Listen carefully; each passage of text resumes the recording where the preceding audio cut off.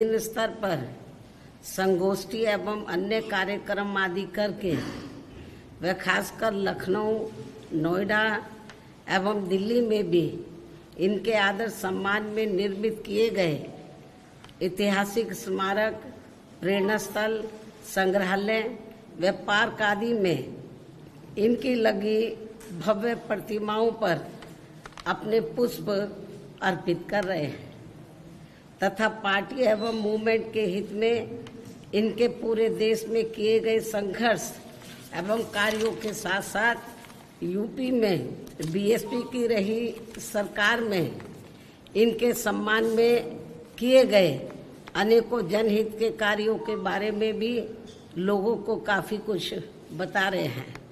इसके लिए पार्टी इन सभी का हार्दिक दिल से आभार प्रकट करती है। इसके साथ ही मान्यवर श्री कांशीराम जी के बारे में खासकर नई युवा पीढ़ी के लिए ये भी जानना बहुत जरूरी है कि इन्होंने परम पूज्य बाबा साहब डॉक्टर भीमराव अम्बेडकर के जीवन संघर्ष एवं यहाँ वर्षों से उपेक्षित रहे लोगों के हितों में किए गए उनके कार्यों से प्रेरित होकर फिर अपना घर, परिवार, रिश्ते नाते व सरकारी नौकरी आदि भी त्याग कर अपनी पूरी जिंदगी इनके अधूरे रहे कार्यों को पूरा करने के लिए समर्पित की है और अब वो हमारे बीच में नहीं रहे हैं, जिनका जन्म पंजाब के एससी वर्ग में हुआ है। ऐसे महान व्यक्तित्व मान्यवर श्री कांशीराम जी, जिनके आज पुण्यतिथि है, इनको सबसे पहले मैं अपनी व पार्टी की तरफ से पूरे तय दिल से अपने श्रद्धा सुमन अर्पित करती हूँ, जिन्होंने बाबा साहब डॉक्टर भीमराव अम्बेडकर के पद चिन्हों पर चलकर यहाँ बीएसपी के नाम पर अलग से अपनी राजनीतिक पार्टी का गठन किया और फिर पूरे देश में यहाँ जातिवादी व्यवस्था के शिकार रहे दलितों, आदिवासियों, पिछड़ों व अन्य उपेक्षित वर्गों के लोगों को काफ़ी हद तक इन्हें अपनी इस पार्टी से जोड़ा है। इतना ही नहीं बल्कि इनके अथक प्रयासों से वह अपने इन लोगों के बलबूते पर ही फिर आबादी के हिसाब से देश के सबसे बड़े प्रदेश यूपी में यहाँ मेरे नेतृत्व में कई बार सरकार भी बनाई है तथा यूपी सहित कई और राज्यों में भी अपनी पार्टी के अनेकों सांसद व विधायक आदि भी बनाए हैं। इसके साथ साथ मान्यवर श्री कांशीराम जी अपनी पार्टी के लोगों को सावधानी के तौर पर हमेशा ये कहते रहे हैं कि यहाँ कांग्रेस, बीजेपी व अन्य जातिवादी एवं पूंजीवादी पार्टियां किस्म किस्म के साम, दाम, दंड भेद आदि अनेकों हथकंडे इस्तेमाल करके ये हमारी पार्टी को आसानी से आगे नहीं बढ़ने देंगे और इसे कमजोर एवं खत्म करने का ही पूरा प्रयास करेंगे, बशर्ते यदि इनसे अपनी पार्टी के लोग कदम कदम पर सचेत नहीं रहते हैं। किंतु दुख की बात यह है कि इस मामले में इनके आए दिन किस्म किस्म के हथकंडों व षड्यंत्रों आदि से सावधानी न बरतने की वजह से ही अब पिछले कुछ वर्षों से हमारी पार्टी काफ़ी खराब दौर से गुजर रही है, जिससे अपने लोगों को जरूर ऊपर उठना है और इन्हें अपनी पार्टी को हर स्तर पर पुनः मजबूत बनाना है, अर्थात घबराना नहीं है। जब हम आगे बढ़ेंगे किस्म किस्म की रुकावटें आएंगी, उसका हमें मुकाबला करना है और हमें ऊपर उठना होगा और अपनी पार्टी को हर स्तर पर हमें पुनः मजबूत बनाना होगा। हालांकि इस संदर्भ में आप लोगों को ये मालूम है कि देश में इस बार 18वीं लोकसभा के हुए आम चुनाव में खासकर कांग्रेस के इंडिया गठबंधन ने संविधान बचाओ व आरक्षण बचाओ आदि का ये हथकंडा इस्तेमाल करके फिर इसकी आड़ में इन्होंने देश के विशेषकर भोले भाले SC, ST व OBC वर्गों के लोगों को गुमराह करके व इनका अधिकांश वोट लेकर अपने गठबंधन को तो मजबूत बना लिया है, जिससे हमारी जैसी और पार्टियों को भी काफी ज्यादा नुकसान हुआ है। और फिर इस चुनाव के बाद जम्मू कश्मीर व हरियाणा प्रदेश में जल्दी ही विधानसभा के हुए आम चुनाव में हमारी पार्टी इनके इन और भी हथकंडों व षड्यंत्रों आदि से अपने लोगों को पूरे तौर से बाहर नहीं निकाल पाई, जिससे पार्टी को इन दोनों राज्यों के चुनाव में भी यहाँ काफी कुछ नुकसान उठाना पड़ा है। ऐसी स्थिति में अब अपनी पार्टी के लोगों को बीच बीच में व इनके ऐसे सभी हथकंडों एवं षड्यंत्रों से भी सावधान करते रहना बहुत जरूरी है। अब हमें अपनी विशेष रणनीति बनानी होगी। तो अब ये नहीं कि इलेक्शन में ये लोग क्या बता रहे हैं, हमें अभी पहले की तरह कैडर के जरिए तो हमें बीच बीच में कैडर के जरिए बीच बीच में इनके ऐसे सभी हथकंडों षड्यंत्रों आदि से भी सावधान करते रहना बहुत जरूरी है। जैसे हमारी पार्टी पहले करती थी, वैसे हमें फिर से पुनः यह अभियान शुरू करना होगा, तभी फिर हमारी पार्टी आगे चलकर पुनः बेहतर स्थिति में आ सकती है, जो ये अपनी पार्टी व मूवमेंट के हित में बहुत जरूरी भी है। ऐसा किए जाने पर ही फिर इस बार यही मान्यवर श्री कांशीराम जी के प्रति अपनी पार्टी के लोगों की सच्ची श्रद्धा भी होगी। इस उम्मीद व भरोसे के साथ ही अब मैं अपनी बात यहीं समाप्त करूं, लेकिन इससे पहले कल जम्मू कश्मीर व हरियाणा प्रदेश में विधानसभा चुनाव के आए नतीजों में हमारी पार्टी की जो स्थिति रही है, तो उसके बारे में मैं ये कहना चाहूँगी कि हरियाणा कृषि प्रधान प्रदेश है। यहाँ कृषि से जुड़े खासकर जाट समाज के लोग बीजेपी की केंद्र व राज्य सरकार की भी किसान विरोधी रही नीतियों व कार्यशैली आदि से कतई भी खुश नहीं रहे हैं और अभी भी खुश नहीं हैं, जिसकी खास वजह से ही बीजेपी को सत्ता में आने से रोकने के लिए इस बार जाट समाज का अधिकांश वोट कांग्रेस पार्टी को ही चला गया, जिससे फिर इनेलो व बीएसपी के बने गठबंधन को भी इस समाज का वोट एक आधी सीट को छोड़कर लगभग ना के बराबर ही मिला है। लेकिन इनकी जातिवादी मानसिकता की वजह से जाट समाज का वोट बीएसपी उम्मीदवारों को तो बिल्कुल भी नहीं मिला है, जबकि बीएसपी का दलित बेस वोट पूरा का पूरा इनेलो के उम्मीदवारों को ट्रांसफर हुआ है।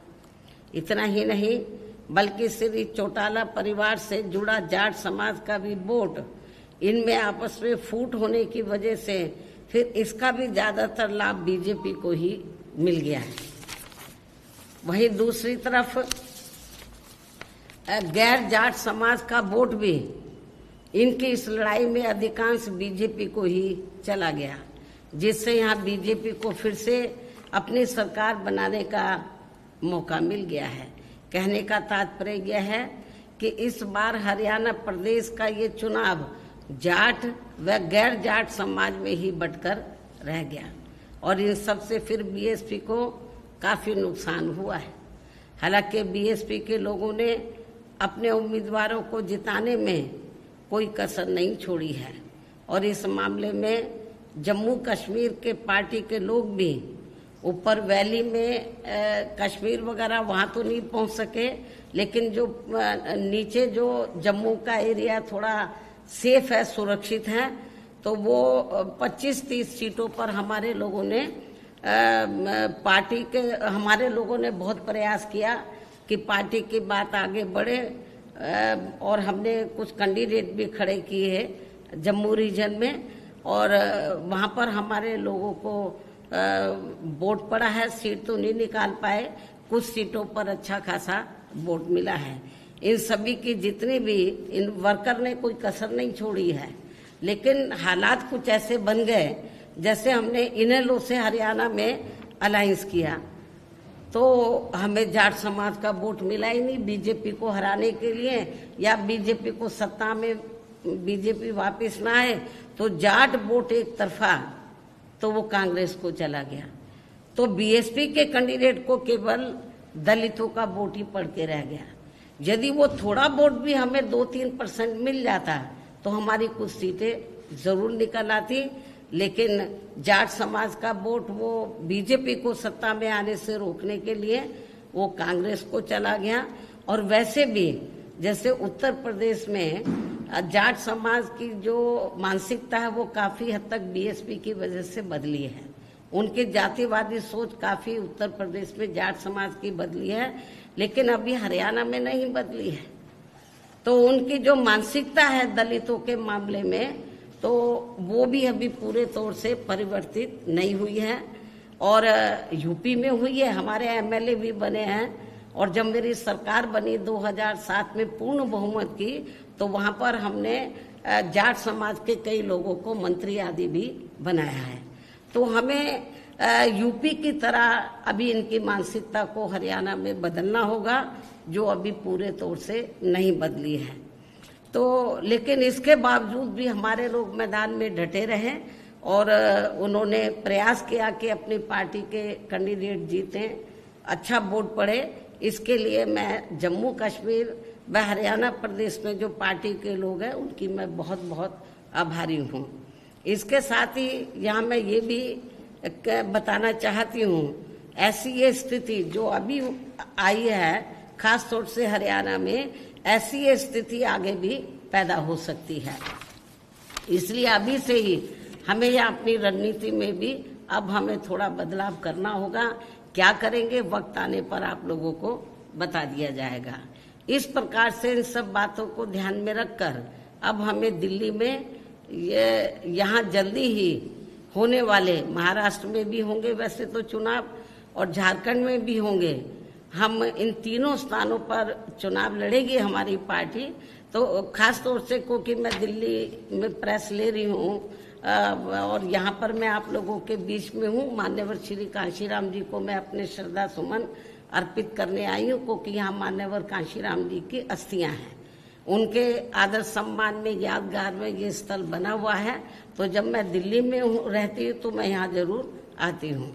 तो इसलिए जब मैं इधर आई हूँ तो मैंने सोचा मीडिया के लोगों से बहुत दिन से बात भी नहीं हुई है, तो दिल्ली के मीडिया के लोग नाराज ना हो जाए कि बहन जी हमें महत्व नहीं देती है। तो मान्यवर श्री कांशीराम जी की पुण्यतिथि के मौके पर तो मैंने सोचा कि मैं आप लोगों को अपनी बाइट दे दूं इस मौके पर और आप लोगों से मिल भी लूं। इस प्रकार से इन सब बातों को ध्यान में रखकर अब हमें दिल्ली में, खास तौर से मैं दिल्ली की बात कर रही हूँ, हमारी पार्टी महाराष्ट्र में भी चुनाव लड़ेगी असेंबली का, झारखंड में भी लड़ेगी, वहाँ हम लोग जी जान से लगे हुए हैं। दिल्ली देश की राजधानी है, यहाँ पर भी हमारा पूरा प्रयास रहेगा कि हमारी पार्टी बेहतर रिजल्ट लाए। और इस बार तो ऐसा लगता है तिकोनी लड़ाई होगी, तो कांग्रेस अलहदा, आम आदमी पार्टी अलहदा, बीजेपी अलहदा। तो इस तिकोनी लड़ाई में हो सकता है कि हमारी पार्टी को कुछ फायदा हो जाए। डायरेक्ट फाइट में हमें नुकसान होता है, जब 3 कोनी 4 कोनी लड़ाई होती है तो उसका हमें लाभ भी मिलता है। तो इस प्रकार से इन सब बातों को ध्यान में रखकर अब हमें दिल्ली में यहाँ जल्दी ही, खासकर दिल्ली में यहाँ जल्दी होने वाले विधानसभा चुनाव में भी काफी सावधान रहना होगा।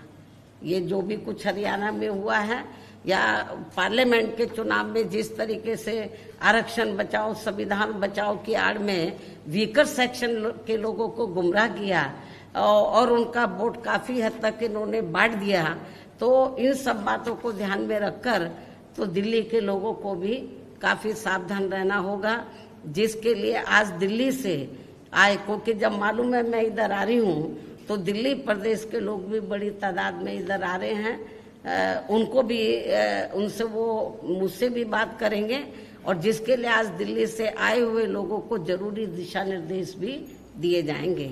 इन्हीं जरूरी बातों के साथ ही अब मैं पुनः मान्यवर श्री कांशीराम जी को अपने श्रद्धा सुमन अर्पित करते हुए अपनी बात यहीं समाप्त करती हूँ। धन्यवाद। जय भीम व जय भारत। एक सवाल है कि कहाँ कमी रह गई हरियाणा चुनाव में जो गठबंधन के जाटों का वोट ट्रांसफर नहीं हो पाया? क्योंकि हरियाणा में मैंने बताया कि अभी वहां पर जो जाट समाज के लोग हैं, उत्तर प्रदेश की तरह, उत्तर प्रदेश में तो जाट समाज की जातिवादी मानसिकता जो दलितों के प्रति काफी हद तक बदली है हमने, लेकिन अभी हरियाणा में जो जाट समाज है उनकी जातिवादी मानसिकता अभी तक बदली नहीं है। तो एक तो ये कारण रहा है कि उन्होंने वोट नहीं दिया। दूसरा ये रहा कि वहाँ का जो जाट समाज है ये सोचता रहा कि बीजेपी को किसी भी कीमत पर हमें सत्ता में आने से रोकना है। तो जाट समाज के लोगों ने सोचा कि यदि हम विभिन्न गठबंधन को अपना वोट बांट देंगे तो बीजेपी फिर सत्ता में आ जाएगी। इसलिए जाट समाज के लोगों ने बीजेपी को सत्ता में आने से रोकने के लिए उन्होंने अपना एक तरफा वोट कांग्रेस पार्टी को दे दिया, जिससे हमारी पार्टी को ये नुकसान हुआ है। ठीक है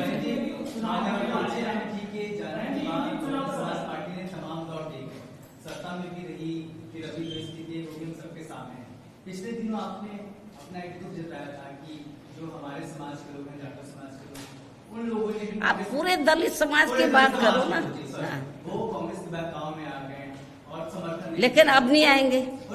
लेकिन उनको क्योंकि समय बहुत कम था, उस समय लोकसभा चुनाव डिक्लेयर हो गया था, इन्होंने ऐसी नोटंकी की, नाटकबाजी की कि हमारे लोग गुमराह हो गए। अब नहीं होंगे।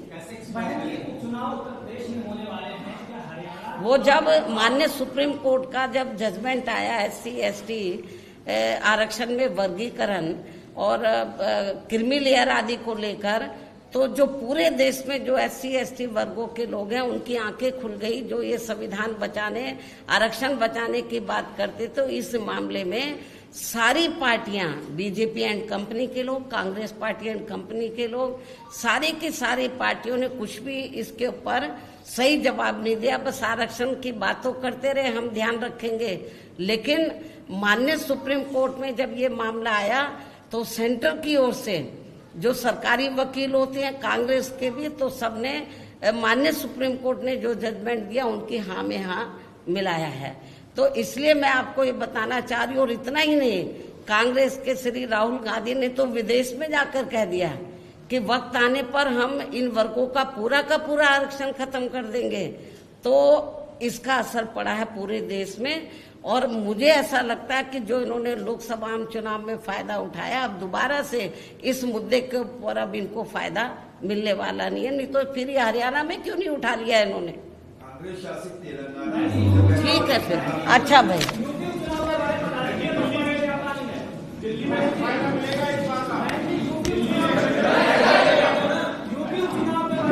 यूपी में जो 10 सीटों पर विधानसभा के बाई इलेक्शन हो रहे, हमारी पार्टी 10 ही सीटों पर अकेले अपने बलबूते पर ये चुनाव लड़ेगी।